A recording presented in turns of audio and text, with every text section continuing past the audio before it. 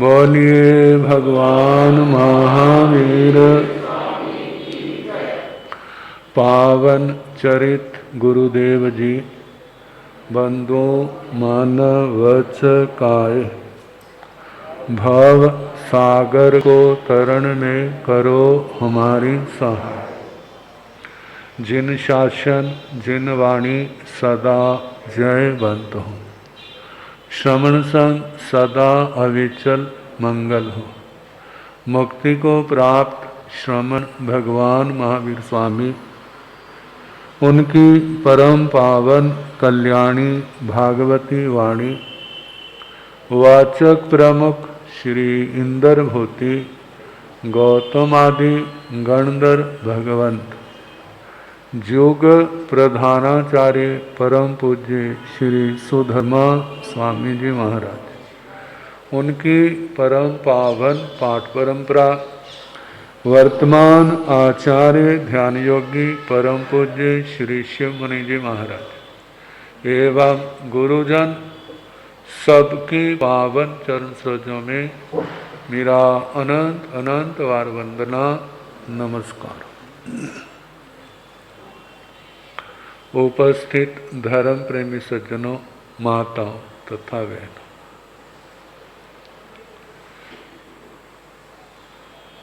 बारहवीं भावना धर्म दुर्लभ।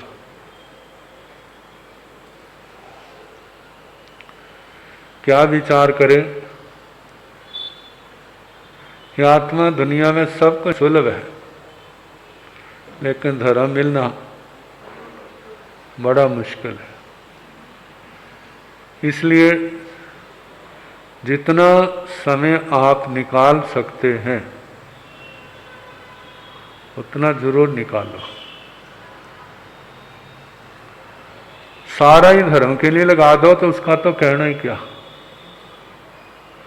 जिन्होंने सारा समय लगा दिया उन्होंने अपने पक्के ठिकाने पर डेरे उनके लग गए, और जिनका नहीं लगा वह रास्ते के बीच में रह गए। फिर मनुष्य जन्म लेंगे और इस मार्ग पर बढ़ेंगे और अपनी आत्मा का पुण्य कल्याण करेंगे। तो धर्म एक ऐसा तत्व है, ऐसा मार्ग है जिस मार्ग पर चलने से आत्मा के जन्म जन्म के क्लेश क्या हो जाते हैं, खत्म हो जाते हैं। द्वंद्व विषमताएं खत्म हो जाती हैं और आत्मा अनंत समाधि अनंत शांति को प्राप्त कर लेता है। तो धर्म के 3 अंग अहिंसा, संयम और तप, जो सर्वोत्कृष्ट मंगल है, आचार्य श्री शंभव स्वामी जी ने उस बच्चे के आगे बड़ी बड़ी दार्शनिक चर्चा ही नहीं की। कहते हैं बेटा बस इतने टाइम में ना इतना ही बहुत है, जे कर। और उसने किया और जीवन के लक्ष्य को जितना पा सकता था उसने पाया। तो तीसरा अंग जो तप है वो चल रहा है। देखो कितना अच्छा संयोग बना हुआ है।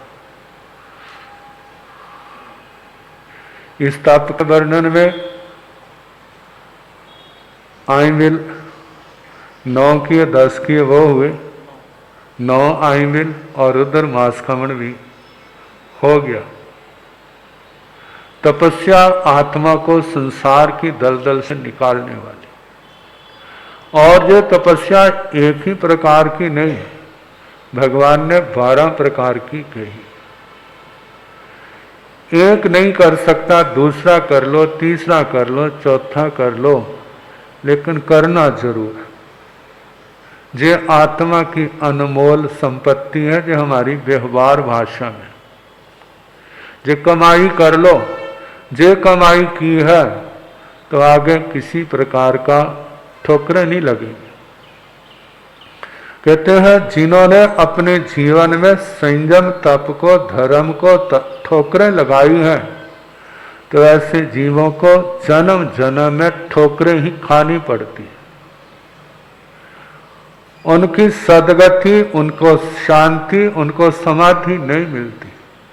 जिन्होंने इस तप को, इस धर्म को, इस संयम को अपने जीवन में सिर माथे पर रखा है, सम्मानित स्थान दिया है, उनके जीवन में कभी ठोकरों का अवसर नहीं आता। मानो कहीं ठोकर लगनी भी है ना, तो उसके वहां पहुंचने से पहले वो रास्ता क्या हो जाएगा, समतल हो जाएगा। किसके कारण से? जो उसने पूर्व जन्म में धर्म की आराधना की थी।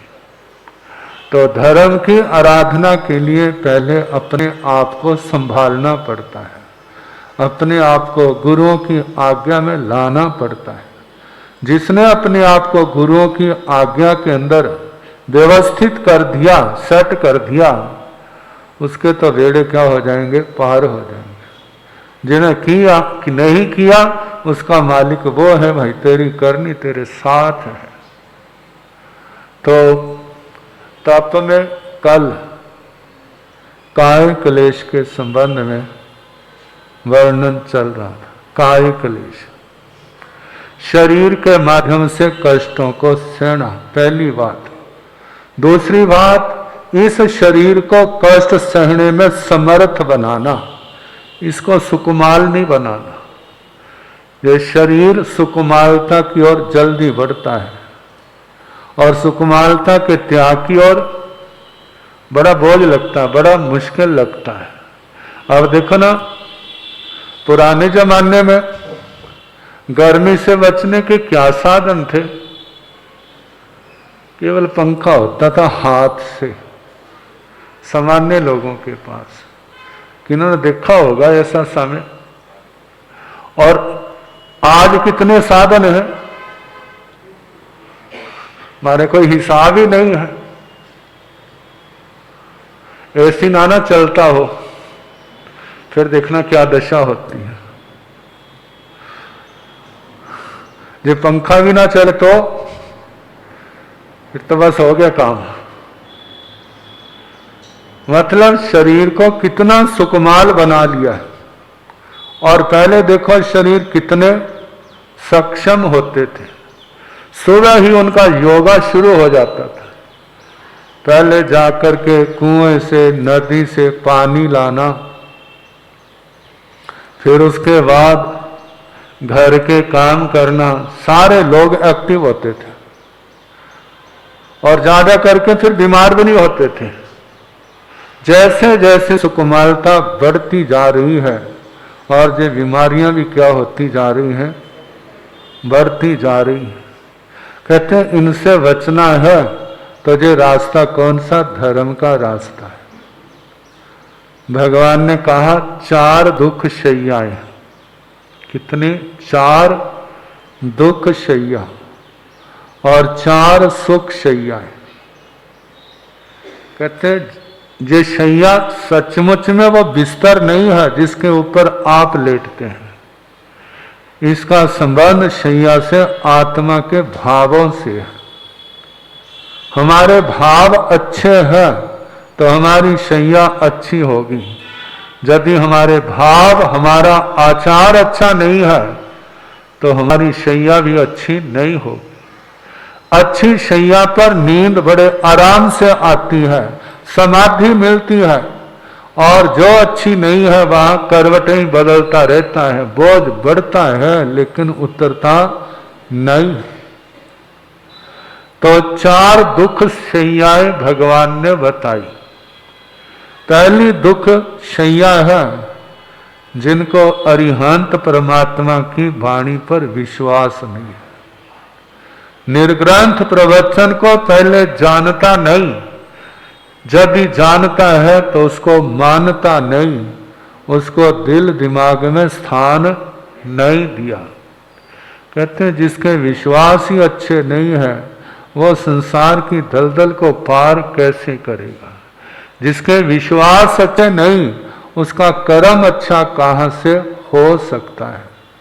तो पहली बात कही, जिनको निर्ग्रंथ प्रवचन, अरिहंत परमात्मा की वाणी के प्रति जिनको विश्वास नहीं है। दूसरी दुख शैया कही, जिनको अपने लाभ पर संतोष नहीं, अपने लाभ पर संतोष नहीं और दूसरे के लाभ की चाहना करता है, ऐसा व्यक्ति भी कभी सुखी नहीं हो सकता। तीसरी बात कही है, वर्तमान के जो सुख है उनमें संतोष नहीं, दिव्य सुखों की चाहना करता है। दिव्य सुख, संसार के बड़े से बड़े सुख मेरे पास हो और उनको पाने के लिए जो भी गलत काम दुनिया के हैं वो करता है और क्या होता है, मकड़ी की तरह स्वयं उस जाल में फंस जाता है।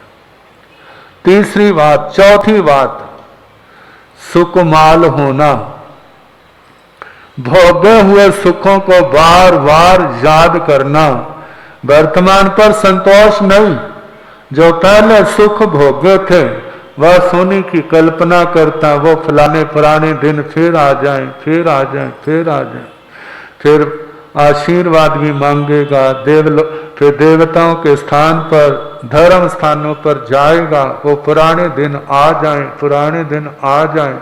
कहते जब अब कर्म का लेखा ही नहीं है तो पुराने दिन कहां से आएंगे।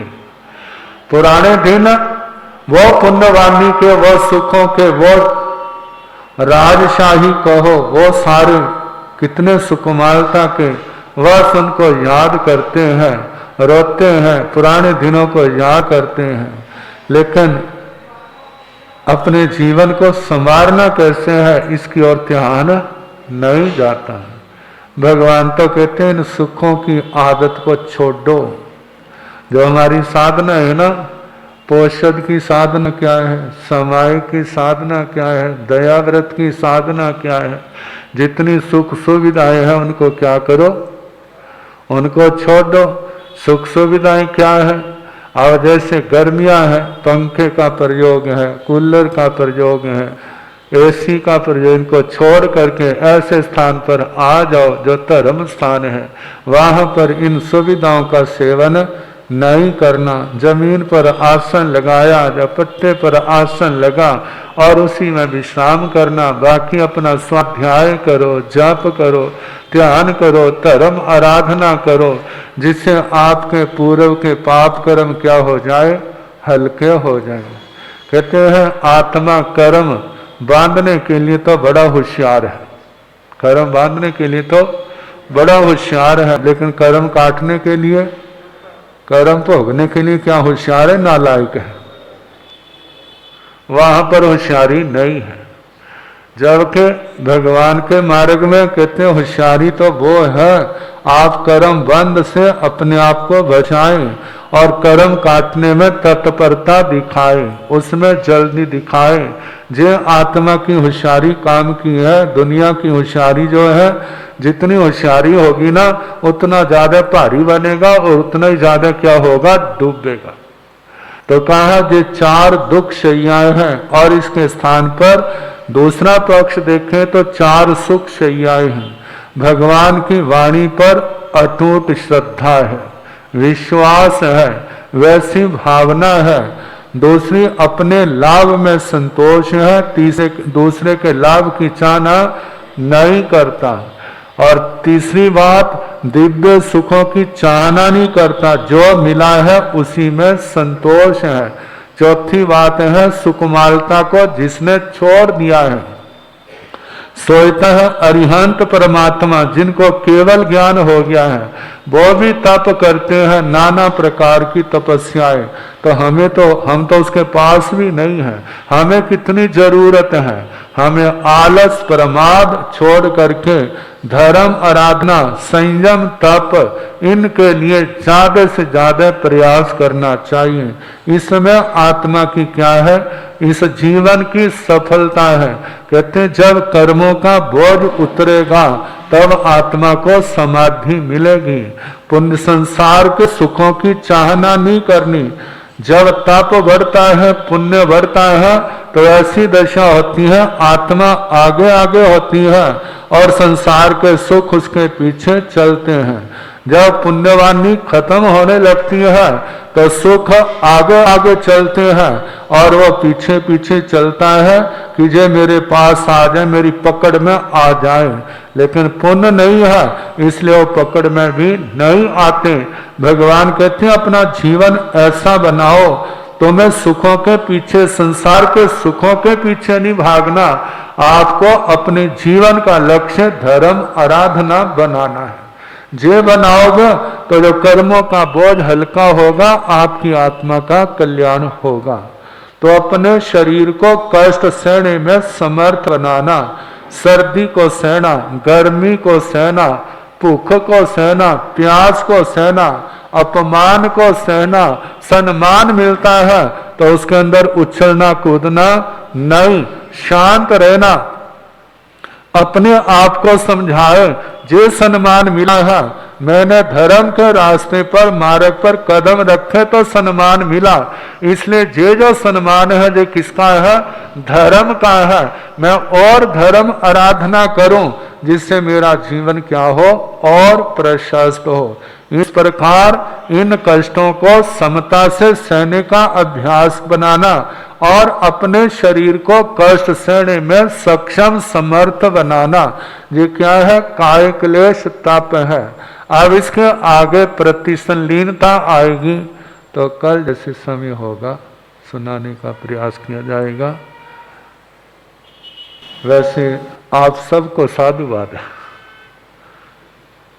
सारे धर्म ध्यान का व्याख्यान का लाभ ले रहे हैं, लेकिन विशेष करके जिन्होंने तपस्या की है। जब अक्षय तृतीया का पारना था ना, तो जिनके वर्षी तप चल रहे हैं वो उनको क्या किया था, साधुवाद किया था। अब भी वर्षी तप करने वालों के तप चले, वे सब साधुवाद के पात्र हैं।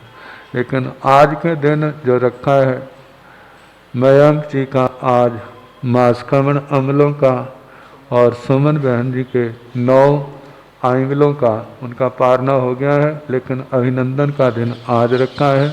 बहुत बहुत साधुवाद, आपकी तपस्या इसी प्रकार निर्विघ्न चलती रहे, हमारी बहुत बहुत शुभकामनाएं।